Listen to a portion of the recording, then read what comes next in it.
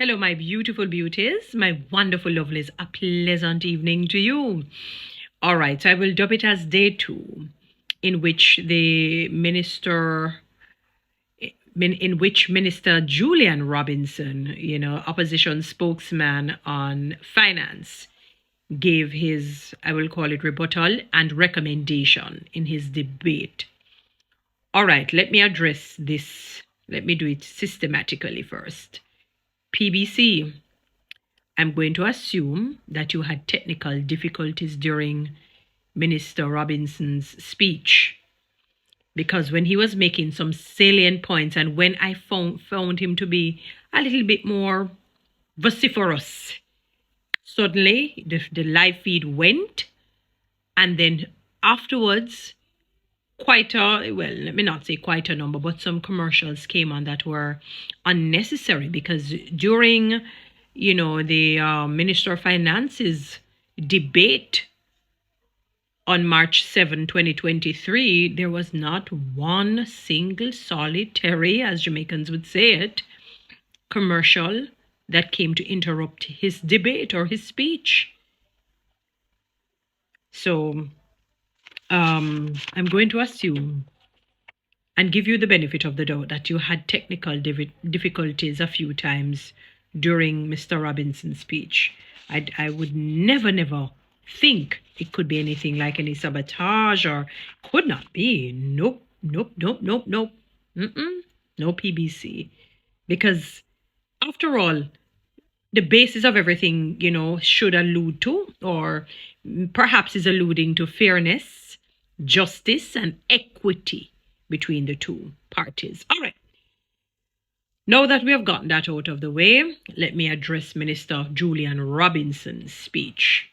Minister Robinson, from the time that I've kind of been following politics, you're one of the few politicians that I have admired in terms of how I hear you. When you're speaking many times, you seem to be a man of integrity.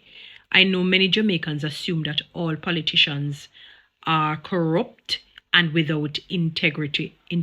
I disagree with that. I won't buy into that, that all, no man. Even if the percentage is small, at least a few, are men and women with integrity and without guile. Let me put it that way.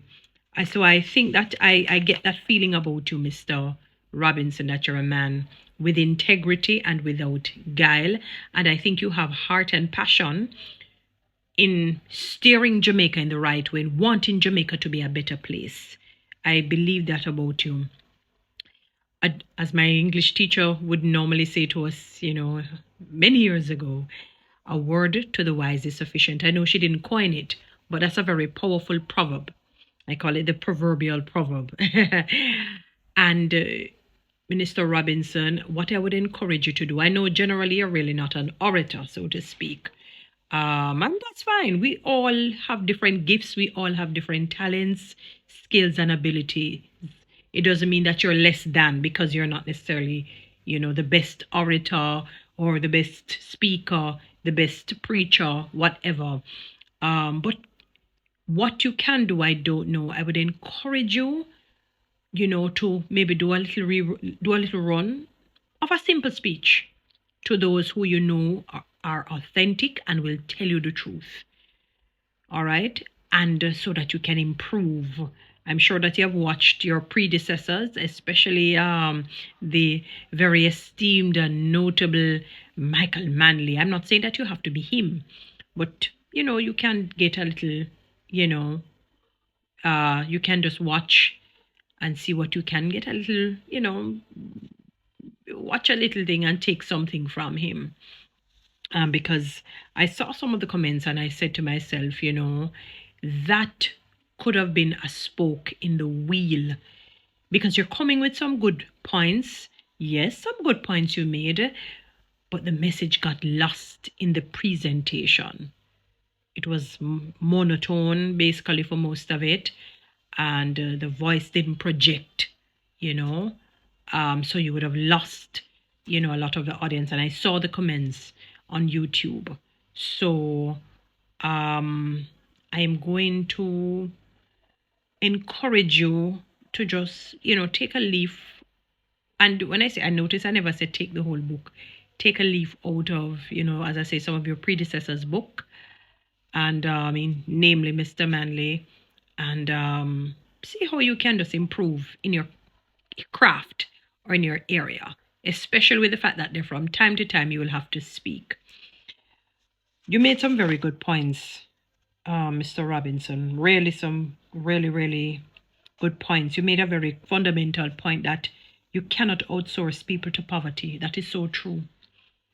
And when you mentioned that 50% of our households are headed by women, but yet women on average earn only 61% to that of their male counterparts. So what that is really telling us, if that figure is true, which I suspect it is, I have not done my own research, then Jamaica is going to be spiraling out of control incessantly. Because these households, 50% of these households headed by women, I'm sure that maybe half or more percentage of that 50% don't have a male to assist in the economic, building and bridging of that entire family structure, And you mentioned about the constant raising of prices, and that we are actually a low wage economy.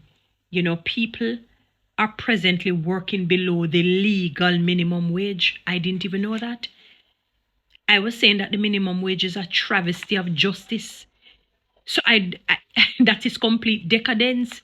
I didn't even know that people are actually working below the present legal minimum wage. I actually support when you said that, the whole banging of the desk and the theatrics from the present governing party when Minister Clark was giving his speech. Wow. Let me tell you, man. Wow. I'm wondering if your hands not hurting them. I know I'm sidetracking a little bit, with all of that. Maybe that's why I didn't see a lot of them today. Maybe they were tired after all that banging. Wow. Or maybe they didn't want to feel too intimidating. What do you think? Anyway, I don't want to stray too much. I want to just touch on some points that to talk about. You said the unemployment rate is 6. It moved from 6% to 6.2. Wow, our trainees are not being trained properly, and you said it falls under the PM's portfolio that a man was seeking 14 carpenters and could not even find one. So whatever number, so all of the students there never amount to one. Because it could not be 14 persons there, but he wanted 14 and all 14 couldn't make one. They couldn't even choose one. Oh dear.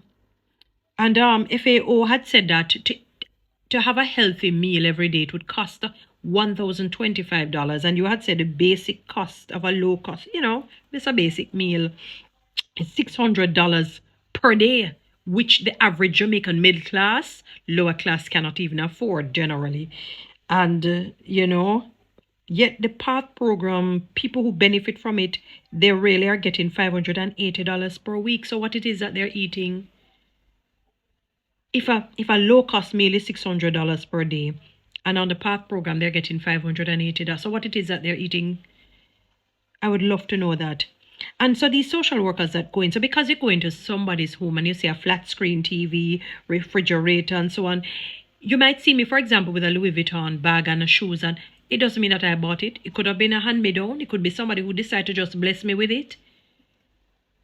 And we know that that is how we live in here in Jamaica. A lot of things, people get them. They don't necessarily buy them because most cannot afford. Even if they wanted to live above their means, they still cannot afford certain things. They still don't have the wherewithal.